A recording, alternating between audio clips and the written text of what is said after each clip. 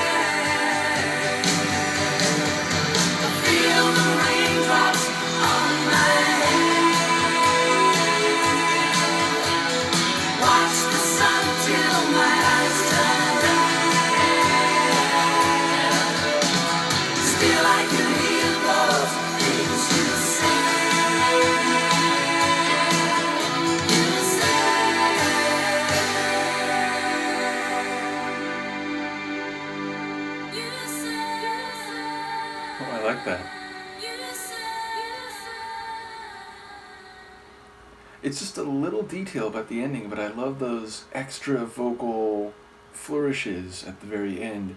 So I'm going to start lyrically. Okay, so, I talked about rain being indicative of sadness or feeling the world coming down on you, but of course, maybe the most common metaphor for rain in song lyrics is as tears. Though it's interesting here, because he's talking about the rain falling on his head and thinking about what this other person said, and he's talking about his eye, like looking at the sun until his eyes turn red. And obviously, if you're crying a lot, your eyes can get bloodshot, they can be red in that regard. Although, again, looking at the sun, obviously there are sun showers, but generally speaking, if it's raining, and especially raining as indicative of emotional mood, you're thinking completely overcast, not being able to see the sun. So already there's a bit of curiosity. And then he's talking about like the raindrops being the other person's tears.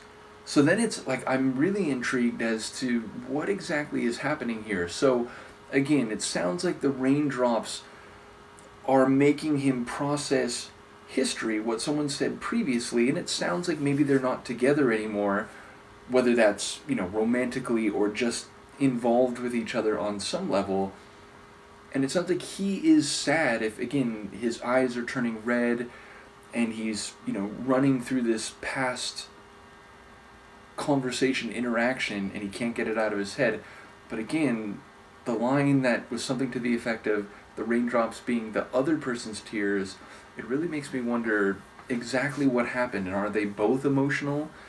So yeah, either way, I enjoy the vocals, definitely, a big vocal flourish. I like the feeling of the tune. It was atmospheric. It wasn't like an overly dense tune, and it wasn't an overly big tune, but it had a lot of atmosphere and it had a lot of well constructed parts. And I was noticing the bass again just sort of pulsing away, like changing like the tone up and down, and then there was that like rising guitar line in the chorus, but even in the verses there was this very well crafted guitar riff, which I assume it was an electric guitar, but it had a bit of a like acoustic guitar sound. And yeah, I enjoyed the overall styling of the song sonically. And as I said, that little vocal touch at the end, that was a really nice way to finish it. So yeah, it's one I'll have to think about and re-listen to. I am curious if anyone has any insights lyrically, but yeah, a really cool tune. And ultimately, it is nice to now start to go through a second album and get a sense for how similar to or different from the Sea of Love this album will be, because it is jumping back a little bit in time. So in any case, let me know what you think, and I will see you next time. Peace.